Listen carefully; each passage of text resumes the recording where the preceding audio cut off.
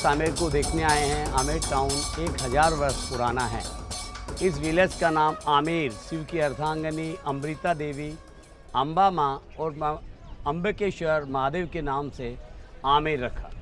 ये विश्व का अजूबा शीश महल, मानसिंह पैलेस, जलेब चौक, दीवाने आम, अरावली से घिरा हुआ पहाड़ों के बीच में जो Raja Mansingh Mughal army chief general थे, उनकी एक सोच थी।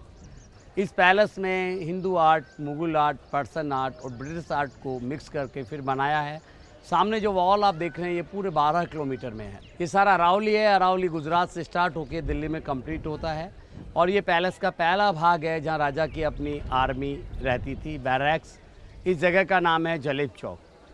400 साल पहले भी वास्तुकला हमारे यहाँ मौजूद थी। आप देखिए, इधर पूरब है, इधर पश्चिम है, इधर उत्तर है और इधर दक्षिण है।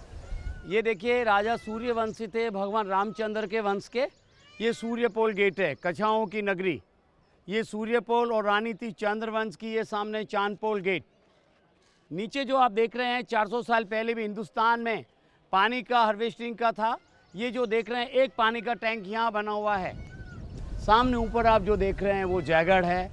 जयगढ़ की नज़र सुरक्षा की दृष्टि से हमेशा आमेर पैलेस पे बनी रहती थी।